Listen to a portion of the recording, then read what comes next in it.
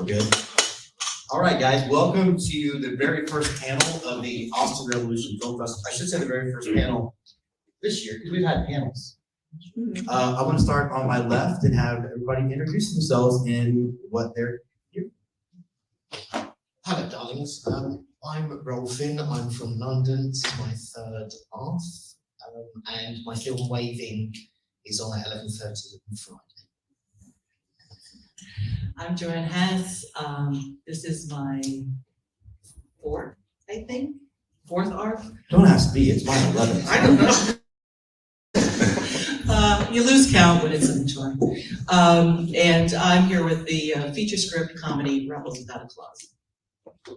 And I, of course, am your film teacher, who I'm glad to see you guys. Y'all think I don't like seeing you, but I get excited when you guys come, so there you go. So basically, now first of all, I know some of you who've been here before probably noticed someone's missing right now. Okay, who's not here right now? Yeah, Cedric is not here, so it took 2 people to fill in for Cedric, but he'll be here a little later on. He just had some stuff. But kind of the point of this panel is to, one, explain how our festival is different than other festivals, particularly for those people who are here for the first time who brought a film.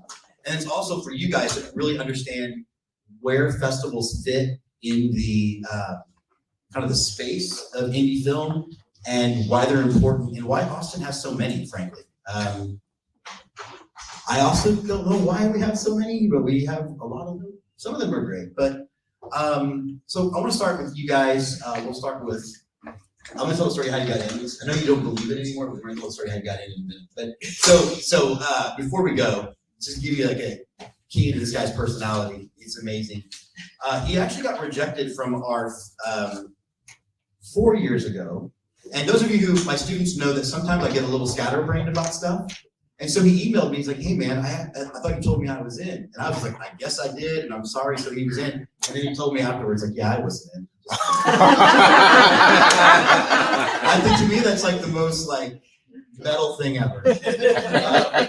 Why was it so important for you to get into this festival? What do you, first of all, where are the festivals, because you're on a nationwide tour, maybe explain that and why it's so important for you to come from London to travel these great United States. That's a good question. I'm pretty good at this. Yeah. Well, obviously the reviews on Film Freeway speak for themselves, I think. And so that was really appealing. And having arrived, I have to say, this festival really just embodies what it is to be an independent filmmaker. You can't make a film in isolation. As a director, you're only as good as your team. And over the past few years, I've met some genuine friends, collaborators, through being here. So that's why art is so important to me personally. And then in terms of sort of being on tour, so a recent film, Waving, it's about OCD, it's about mental health, quite an important subject.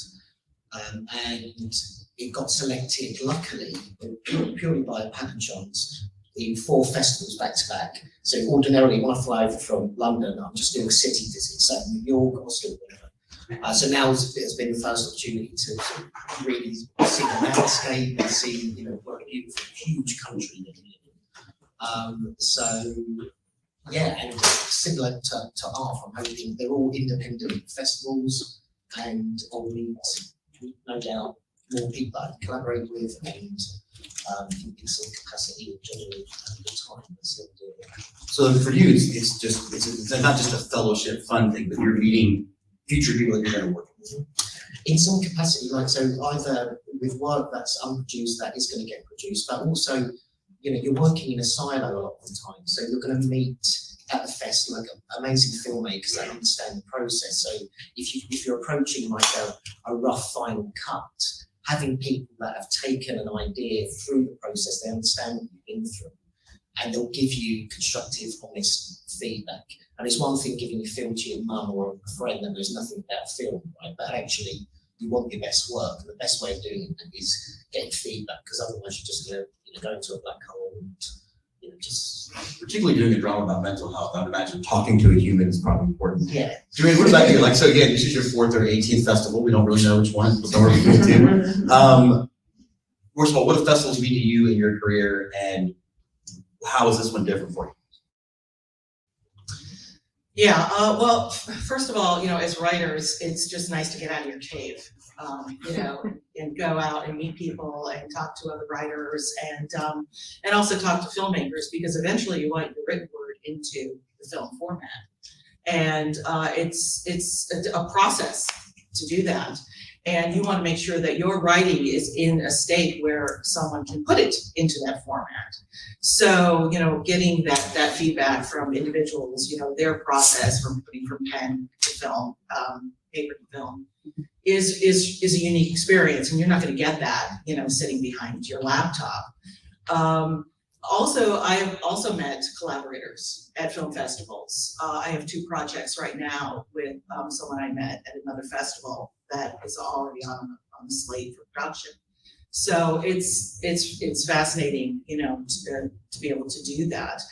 What I love about this festival is how open everyone is to that communication. They're excited to share their projects and excited to kind of break it down and talk to you about it.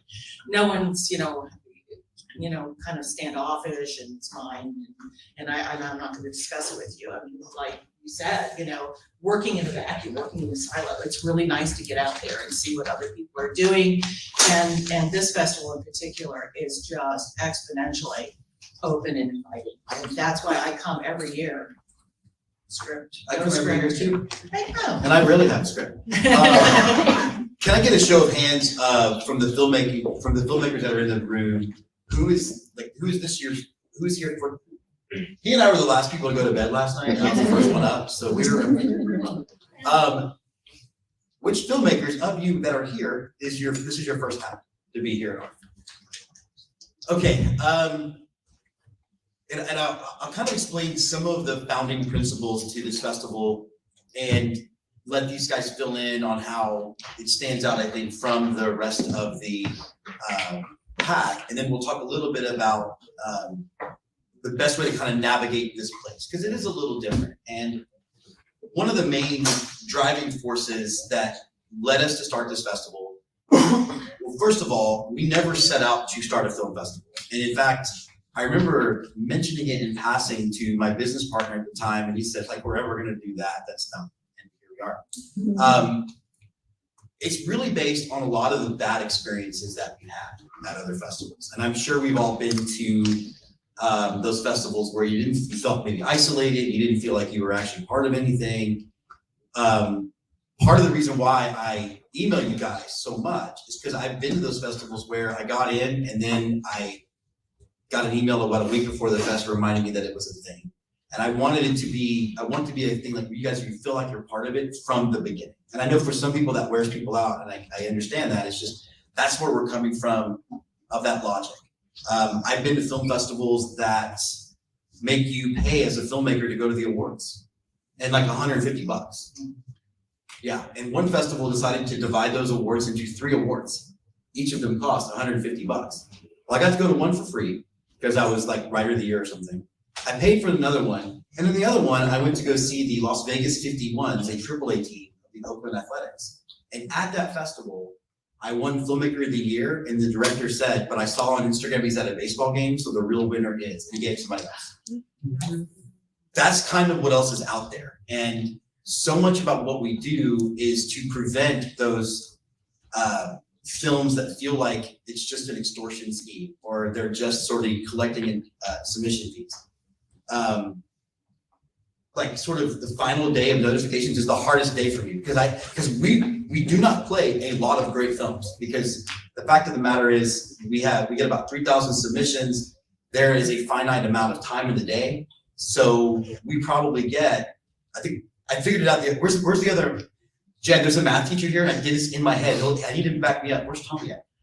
That's about 7.5% acceptance rate. And then he's like, oh yeah, I did it right. Because me and math. So, but I understand all of that. And so what I want this to be when you get here is to be almost an oasis.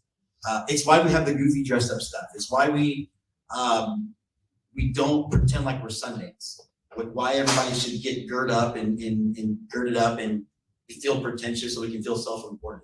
to me, it's a colossal waste of everyone's time. So I want this to be the opposite of that. Yeah, one thing I could add to that, like some festivals will charge you for like prime screening times, and there's What? Now that I've never heard yeah, of. that's a new one to me too. But as you said, it's just a lack of pretension. So everyone's in it together, you pay your fee, that's it, and then yeah, there's a great spread of films to watch. But I think that's the hub of it, a lack of pretension, and just everyone having a good time and supporting one another. Joanne? Yeah, I've been to those festivals also that you have to pay, and it's so aggravating. What's different about here is that you kind of feel like you're family. I mean, you really do. I mean, when everybody's welcome, everybody's open. If we're family, am I like a big brother or am I like the dad? Like, I don't know. But you're out of the Will family. Oh. Some of you more than others. Yeah. No, I mean, it's just, everybody just is stand around, go up and talk to people. There's no one who's gonna turn away. And I especially like to go to the person who's kind of standing there a little lost and going, so what you got here? You know, what are you doing? You know, you're just, don't be afraid to walk up to anyone. There's no cliques, there's no egos, there's no, you know, just feel as though, you know, you're interested in what somebody's doing, with somebody's, you know, their film or whatever, you know, don't be afraid to walk up and chat with them. And that's what you don't find at a lot of festivals. You find a lot of ego. You find a lot, my big thing is agendas. I really get, you know, upset with everybody who comes with this agenda that they're here only to support their film. And do you want to? Yeah, we're gonna get, but you know, I mean, right? I always love getting the emails up. So where will all the distributors be? Right. Online, they're not here. You know, so part of this, but part of the strategy of this festival is, you know, those of you who live in Austin know there are we're actually the fourth biggest in town, which is not as lame as it sounds, right? Like if you're the fourth biggest in San Marcos, Texas, then that's lame. But here, you know, you've got South by Southwest, you have AFF, you have Fantastic Fest. What we do is don't play the same films they do. Like they are all looking for the independent film with Steve Carell that's a $4 million budget, whatever. We really feel like what we want to celebrate is the kind of movies that we used to make, which is you make them because you put your guts in that blue collar filmmaking thing. It's what we're all about. But the downside of that means we don't necessarily get the biggest sponsors because they want to be able to meet Matthew McConaughey. First of all, so do I. But that's a big kind of a big difference between us and other people. We do something. We do some things to kind of force that behavior that you're talking about. Like, how many of you guys have perused the schedule and seen all the shorts, like that are in a shorts block? Hopefully, all you filmmakers have looked when you're screening. They are not played in the order that they're on the list. They are played in a random order, in part because the one behavior I cannot tolerate at a film festival is the person who pops in for their short and then gathers everybody up to leave, which means invariably you're now walking out during someone's film. We look at a short film block as that's your team, you're in this together. And, you know, one of the cool things about this festival is we don't sell a great number of out of sort of population tickets, in part because so many people bring entire crews and teams that we're almost practically sold out before we even start. But to encourage that kind of team building situation, I will often mix. The only thing you can count on is the features always last, because there's something about a short after a feature that's sort of soul sucking. But yeah, you will always. But as far as the order goes, your guess is as good as mine. I'm also ADD, so that helps. Yeah, but they're always on time. Brendan makes the trains run on time. I'm telling you, I had somebody ask me, I think it was last year, is this gonna start on time? I was like, oh, you better believe it. You know? He's skinny, but he's scary. Oh my God. Yeah. He's already checked everything 3 times this morning. So how many of you filmmakers that are new were sort of freaked out, and please be honest, were sort of freaked out by the entire hotel screening situation? Okay, I'm going to assume a lot of you raised your hands. No, because you should be. And, you know, Drew, where's Drew? Drew and I met at the nicest people in one of the most god-awful film festivals you've ever been, in which my very intense religious-themed horror movie was playing, in which there was about 30 people crammed into a hotel room, not a ballroom, they had pushed the bed up against the wall, they had thrown some chairs in there, there was literally guys, there was a sheet stapled to the wall. And it's in Long Island, New York. That's not easy to get to. So, and they're playing on a projector screen. And the other part is they had this like fair going, and there was this. Drew loves I tell a story. And we still had to wear a suit and tie for some reason. Yeah, for some reason, but there's also a horror con going on. And there was this clown named Zippy the Clown, and he had this thing, and he had this like zipper over a mouth, and he had a doll of himself, and he spoke to people with a horn. And so we're at this point where the plot of the movie is about this like evangelical kid who sees that his friends are sort of sinners, who delivers them to God. And we find out who it is, and it's this emotional moment, and all I hear is Y'all remember how I treated the tour guide in LA? That was child's play. I think I said something about it would be so far up his rear end that he couldn't help but honk everywhere he went. To the point that he came up to me next year. For some reason we went back. I don't know why. That's our fault. Well, that's my fault. I want to do taxes. But anyway, he came up to me and said, "Hey man, I just want to apologize for last year." So I took solace in knowing he carried that with him every day for a year. Good. We understand that the convention screening can come off a different way. And it's not going to be perfect. It's not the Alamo Drafthouse. But I think what we're able to do is by bringing in good sound, bringing good picture. I think the only thing we're really lacking is stadium seating in the rooms. I think other than that, we do a pretty good job. Would you say? Yeah, absolutely. And it's just lovely all being based at the same place because we bump into people in the lobby and that just encourages this community sort of feel. And as you were saying, Joanne, it's just like going up to people just saying, "Hey, you can see you've got the badge. What film is yours?" You know, and just keeping up the conversation. This is what it's all about. Yeah. Joanne. Yeah, I think, yeah, it's the amazing sound, good quality screen, you know, so it makes it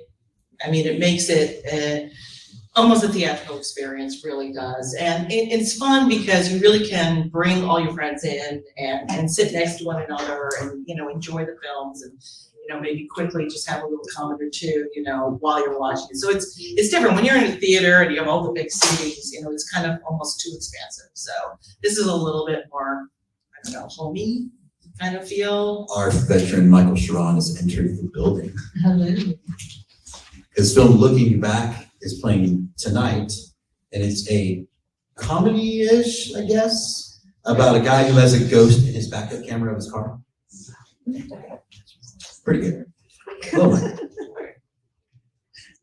Have you been satisfied? I mean, not like he's gonna say no, right? No, it sucks here. But you thought your screening experience is usually pretty good here, as far as quality? It's been fantastic, yeah.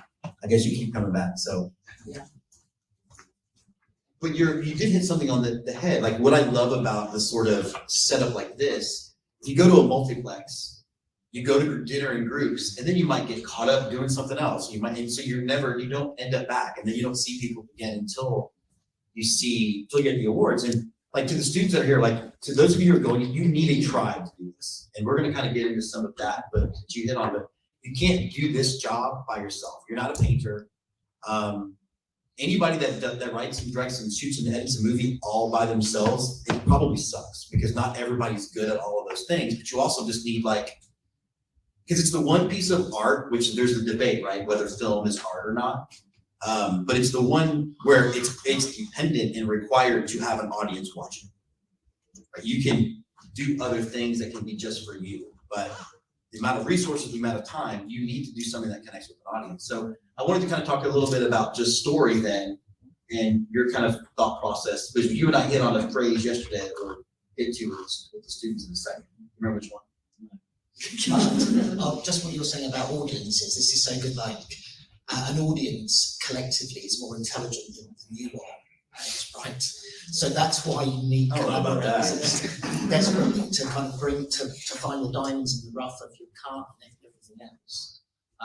And that's almost like your first pass, isn't it? So yeah, doing it all by yourself, trusting yourself entirely, you're bound to become a cropper. And it's not going to be as good as A what? cropper. What is that? English phrase. You're bound to F it up. Oh. Yeah. Don't forget, you'll have the last two lines of this whenever you remember. Okay. Yeah, we got. Okay.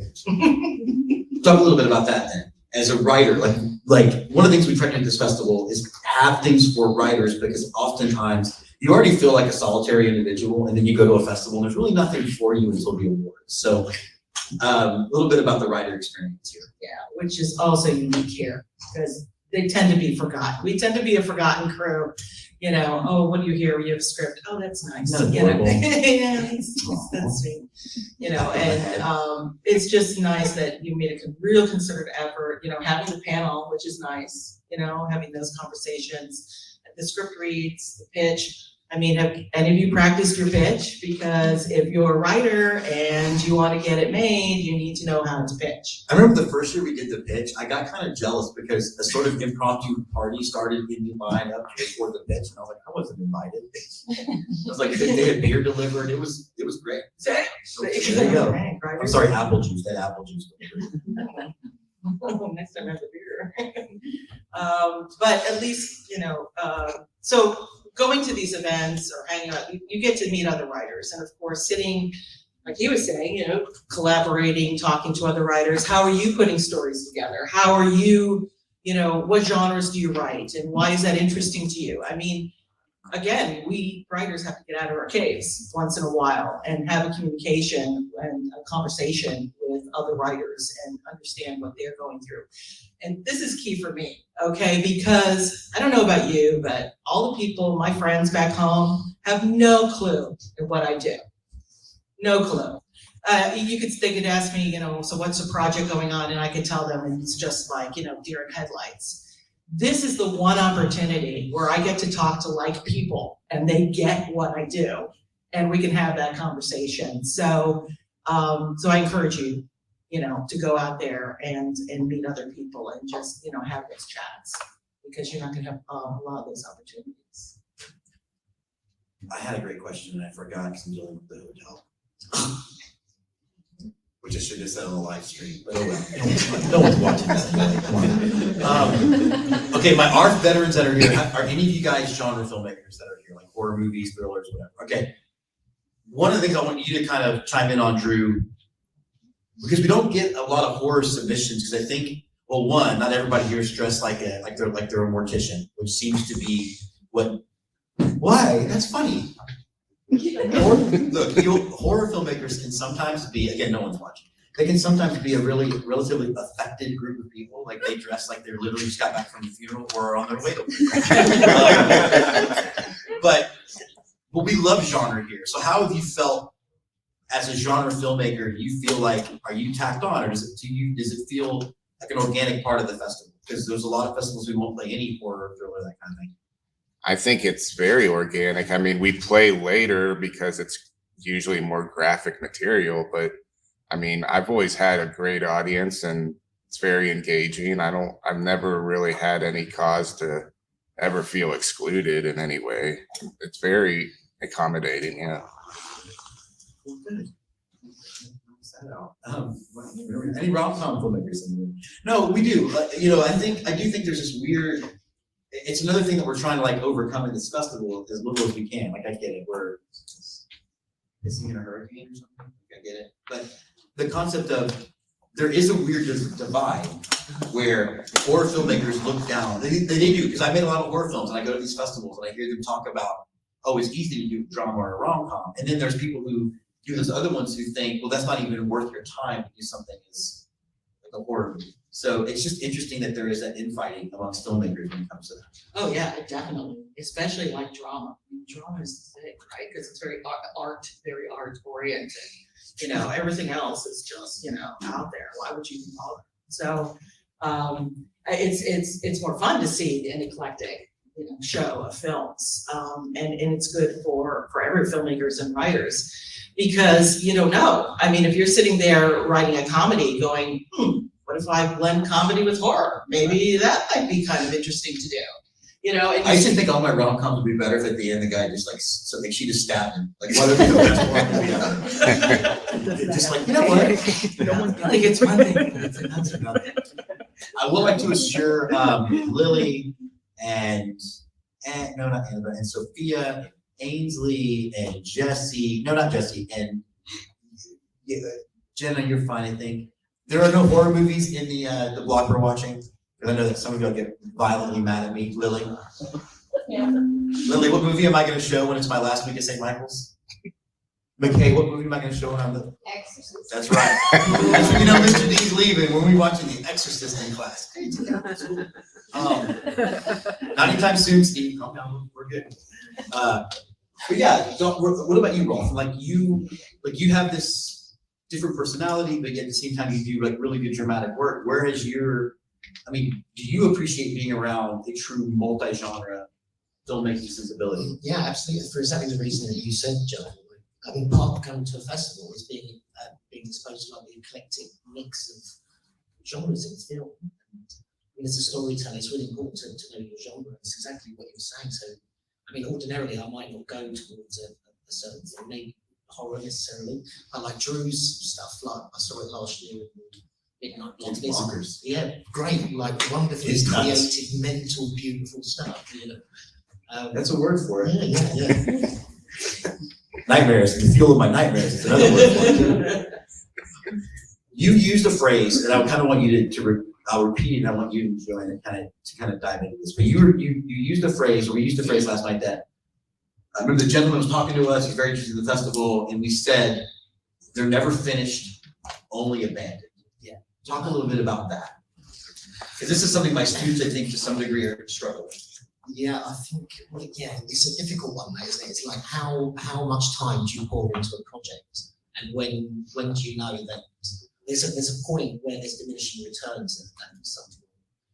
And unfortunately, like film is a temporal art. So like you've got the footage you've got, right? Whereas if you look at someone like Monet, like he'll do one set of lilies. I'm going to interpret that's Monet for all of us. And then he'll do another one and another one, trying to get it right. Like we don't have that luxury as filmmakers. Like you've got what you've got. And there is, I mean, the edit. There's a lot.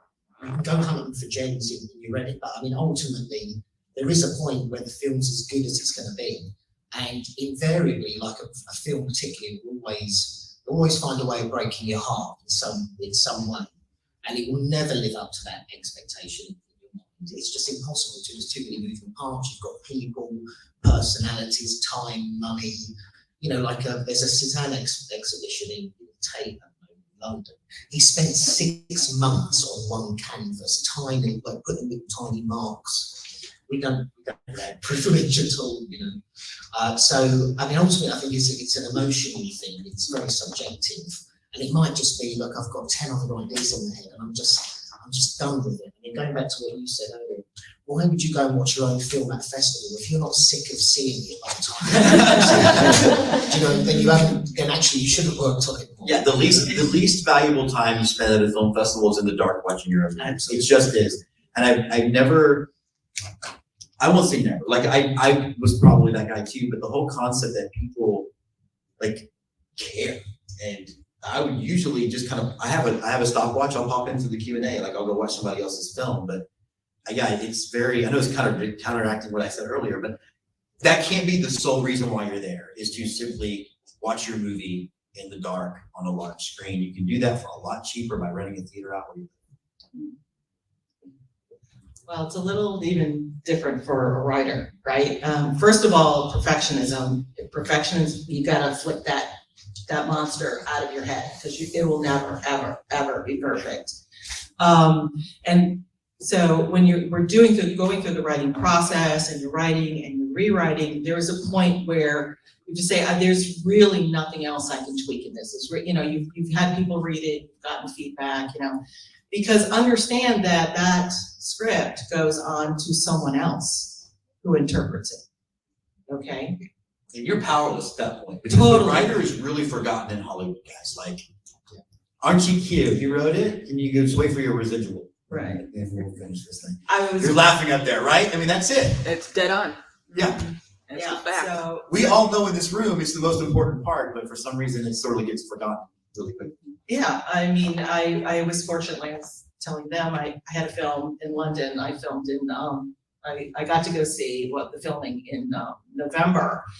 And I remember while I'm watching this, at this particular scene, that I spent so much time writing and getting it right, and, had a little comedy in it.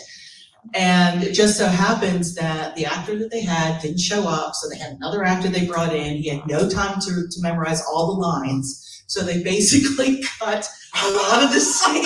And I'm sitting there going, tearing my hair out. But at least they got the most important things, the most important dialogue said, the most important action done. But, and even the director was very sweet and came over and apologized and explained what happened. But, that's going to happen. So there's a point where you just have to let go.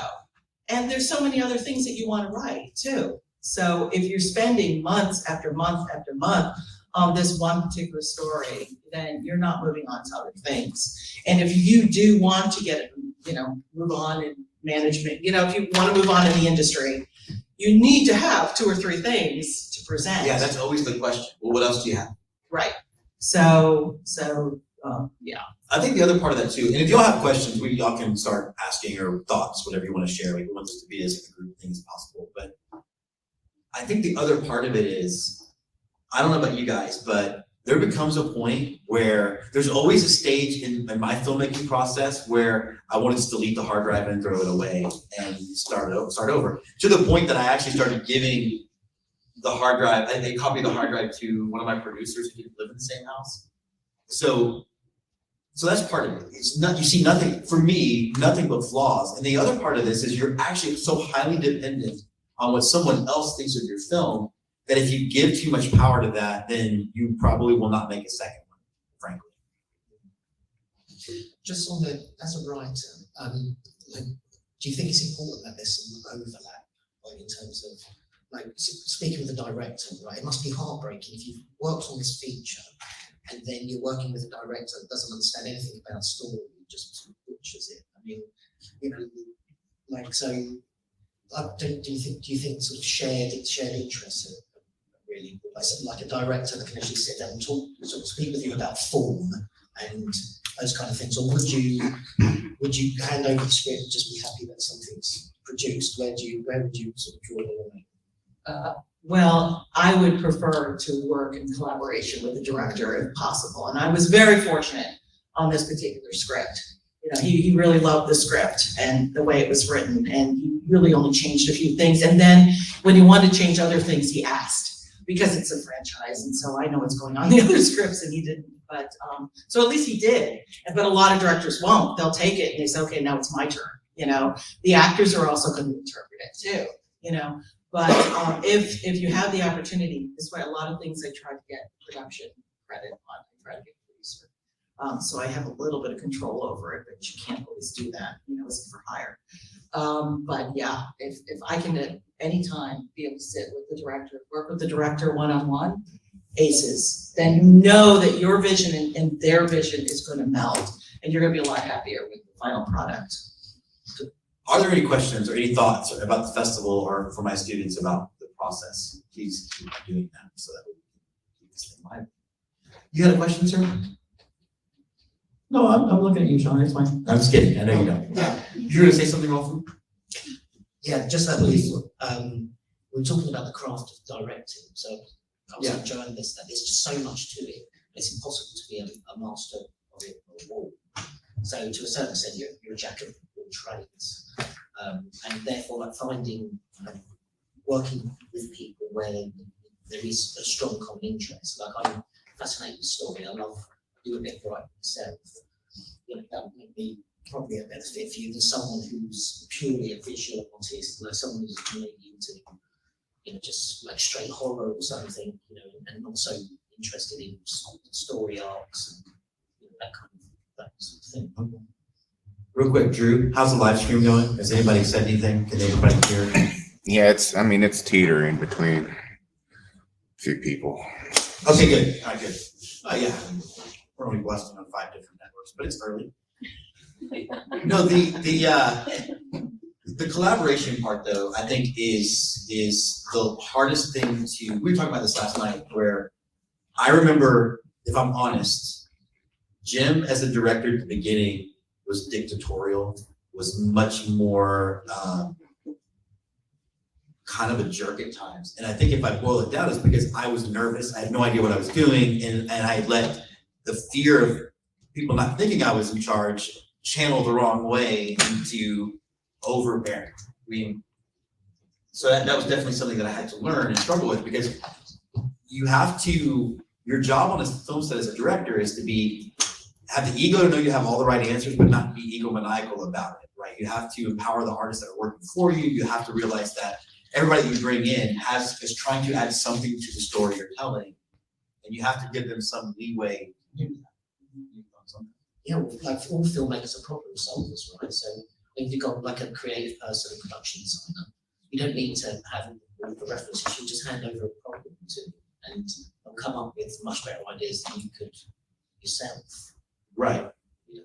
Like, I'm not a set designer. Right. All my sets would look ugly and awful because I'd be like, well, just put them in a room. Yeah, yes, sir, you asked me a question. All right, yeah. Since you peer pressured me into it. That's how it works. It's my teaching style A little too. bit about collaborating with other writers, and then you mentioned actors kind of taking your work and making it their own as well. Do you work with actors, or do you let them kind of explore the material on their own, or do you try to lead them in the direction of your writing, if you talk to them at all, or other writers as well? If you work with them, kind of the same question. And at what point in your collaboration do you pull back on the reins and let the collaborator move in the story? Well, that's a really good question. Yeah, collaborating with, I'm gonna take that in 2 parts, because the actor thing is different. But when I'm working with another writer and collaborating with another writer, it's really important that the 2 of us have a style, we either complement each other really well, and we're also able to let go at a certain point and understand that this person really feels very strongly about moving the story in this direction, be able to release that, and then have your opportunity. He and I do 50-50, but I'm telling you that I've worked with a few writers, and sometimes it just doesn't work, you know, and you have to be able to say, you know, this really isn't working for me, and I have to let go. I just dropped out of a project for that very reason. Working with a collaborator, you have to really understand each other and your styles. You know, if you're an outliner and they're not, you know, how do you meld that? You know, it's really important. I got into outline. That's all that problem. So, you know. You're not an outliner? I am a total outliner. Okay. Oh, absolutely. I have to, you know, when you're Yeah, up for hire, because you have to move very fast, so I'm a total outliner. So, No cards. I do eventually get to note cards, start on that. But, so in collaboration, you have to, if you're not working together, you're not working in sync, if you're fighting each other on the story, that's not working and you have to let go, okay? I just happen to have one collaborator that, I mean, we just think each other's thoughts. We're at the point where we're in a script, we're fixing something, it's like, okay, now we have to go back and fix Act 1, he goes, I'm on it, and he'll go and fix it, while I continue on, we're that in sync. So that's a collaboration that works the best, in my opinion. As far as actors go, it was very interesting, because certain sets won't let you talk to the actors. You know, I have to definitely would not let a writer talk to the actor. say, 100% would. yeah, so you have to respect that when you're on set. The set I was on, some of the actors did come to me and say, you know, well, what is kind of like a little background of my character, so I can understand my character a little bit. So I helped with that, but it was interesting because the one question I got when I got on set was, are you the type of writer that has to have everything exactly the way you wrote it? Everybody asked me that question. And as when I said, no, I expect you to interpret, then everybody like breathed a sigh of relief. Totally. You know, so I knew where that question was coming from and why. When I would act, I don't blow lines, I'm simply rewriting on set. So, I mean, That's a joke, everybody can laugh. I mean, you did, you had actors saying that, and it's interesting because it was in London and I'm an American, and so it was British actors, and they would say, this line's not right, you know, It's they have to cheeky. rewrite it, you know. Right. You know, so they had to, you know, use their vernacular, and, you know, you gotta let them absorb the character and do their thing. But I tell you, it is amazing when you're sitting there in the monitor and this actor just reads the lines exactly the way you had it in your head. That is like chilling when that happens. I always think that the collaboration part of it, it happens with actors, it happens when like if you give a musician your script and they write a song for your movie, and it's like it creates a level that you didn't really even see coming. With dealing with actors, I guess I never quit being dictatorial that way. And I remember I had a DP who was awkward and one of the actresses said, how did I look in the shot? And it was kind of a weird shot where she was kind of forward in the frame and we were racking focus. And he said, oh, it looks really cool. You look really big in the frame. Freak out at that point. So that's when I was like, you know, Jim talks to the actors and that's really it. But when we were on set, I would always, the first take for me was always the actors. And then after that, I would start directing. Because I felt like if you have 4 takes and they're yours, and you say the 5th take is the actors, they're never going to give you their honest thought of it because you've already kind of poisoned that process for them. And I think at that point, it also creates trust. They realize, okay, he's at least listening to what I want. I think the least you say to an actor, the better. I mean, 80% of the director's job is getting the casting. So like generally, for me, it's just, can you do it slower or faster? And I think it depends, like You're George Lucas, faster and more intense. Well, I mean, the thing is with writers is that Yeah, writing is such a huge craft, but acting is hugely like, and you know, like the actors have studied like Stanislavski, Meisner. It's a huge craft, and I think writers generally are very intellectual, and maybe if you go in and say too much at the top of the scene, it should all be there in the subtext. I mean, an actor knows how to look at a scene. It's well written. If the scene turns, if the subtext is obvious, then you know you'll get a killer performance, and that's great. Then, and, you know, ideally, you just come in. The actor knows what they're doing because it's there on the page. You just film it. You might need it slower, faster, ideally, but I think 9 times out of 10, you then get something that's emotionally satisfying.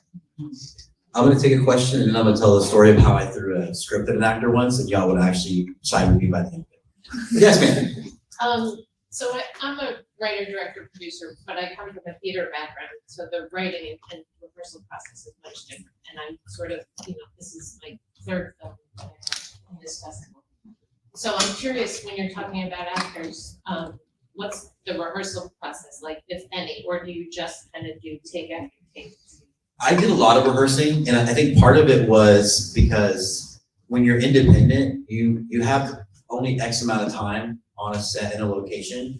So I always felt like if you're rehearsing, and that's the opportunity for the actor to maybe find their voice in the scene and figure things out. And that's not to say you're not like open to suggestions on set, but I just felt like it made everybody a lot more efficient because you are facing that sort of underground filmmaking false deadline of we only have this bar for 3 hours, so we need to make sure we get it all done in 3 hours. So I really enjoyed rehearsing. It was some of my favorite parts of it. You blocking in the rehearsal too, or? As much as possible, yeah. But again, like with our independent situation, sometimes we sometimes like when we did A Chance of Snow, I didn't see the bar until we shot because a bar fell through. Lisa Belcher found another one, and I walked in with the actors for the first time. So luckily it was a relatively simple scene, but as much as possible, I try to replicate it.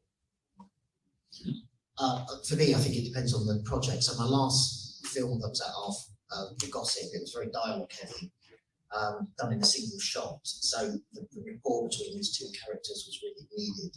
But the rehearsal was more improvisation, just throwing them into some imaginary scenes that happened previous to the scene we were going to shoot, so that they had sort of a stronger grounding of like given circumstances before the scene we wanted to shoot was being shot.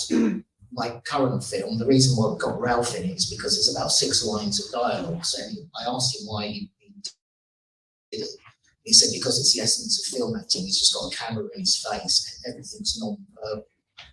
And this is the difference between theatre and film, isn't it? It's like, I mean, it's literature. So you look at an Arthur Miller play and it's all there on page. And film is not that. It's all about subtext. So I think it really depends on the project that you're doing, but generally more dialogue heavy it is. I tend to prefer to have the actors have some rapport and to know one another.